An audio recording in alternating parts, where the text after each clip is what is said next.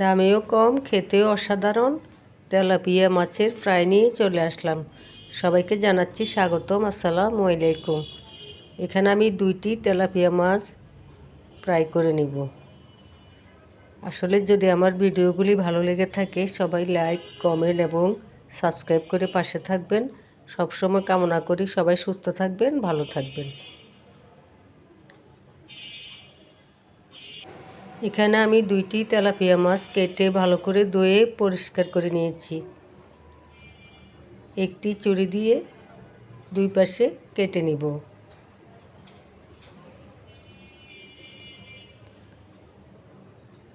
Tissue দিয়ে ভালো করে মাছের পানিগুলি শুকিয়ে নেব।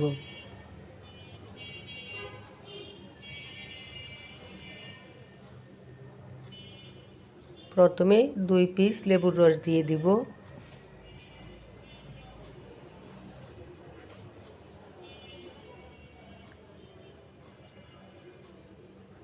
এবার 1.5 চামচ মরিচ গুঁড়া, 1 চামচ হলুদ গুঁড়া, 1.5 চামচ জিরা ধনিয়া, স্বাদ মতো লবণ দিয়ে দিব। এখানে আমি কয়েকটি কাঁচামরিচ, 2টি পেঁয়াজ, কিছু ধনেপাতা কুচি পেস্ট করে দিয়ে দিব। 1 চামচ রসুন দিয়ে দিব। হাত দিয়ে ভালো করে মিক্স করে নিব। 2 চামচের মতো সয়া সস দিয়ে দিব। 1 চামচ বিবিকিউ সস দিয়ে দিব। 2-3টা শুকনো মরিচ তাওয়ায় তেলে গুঁড়া করে দিয়ে দিব। ভালো করে মাছের গায়ে লাগিয়ে নেব।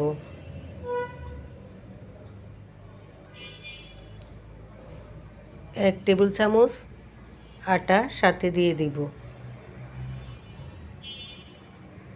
মাছের কাটা অংশে কয়েক পিস কাঁচামরিচ দিয়ে দিব।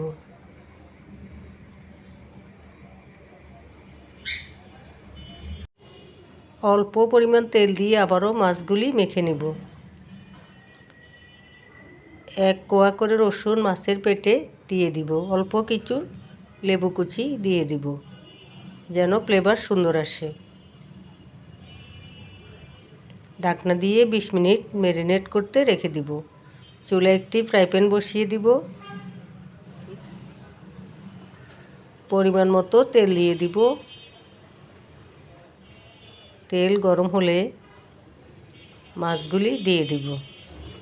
ছোট বাচ্চারা মাছ খেতে চায় না, এইভাবে ফ্রাই করে দিলে ওরা ভালোভাবে খেয়ে নেবে। এবার মাছের গায়ে একটু একটু করে সেই মশলাগুলি দিয়ে দিব। ঢাকনা দিয়ে কিছুক্ষণ রেখে দিব। আবারও ঢাকনা তুলে উল্টে দিব।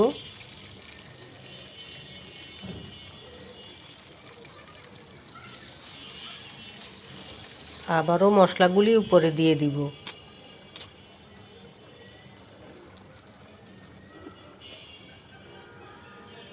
এইভাবে চুলার আগুন মিডিয়ামে রেখে আস্তে আস্তে মাছগুলি ফ্রাই করে নেব। চাইলে আপনারা সস দিয়ে অথবা গরম ভাতের সাথে খেতে পারেন।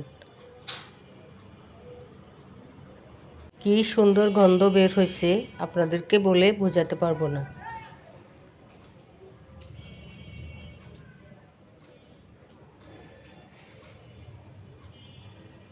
এবার নামিয়ে নেওয়ার পালা। যদি আমার রান্না অথবা ভিডিও ভালো লাগে আশা করি সবাই পাশে থাকবেন। সবাই ভালো থাকবেন, সুস্থ থাকবেন। আল্লাহ হাফেজ।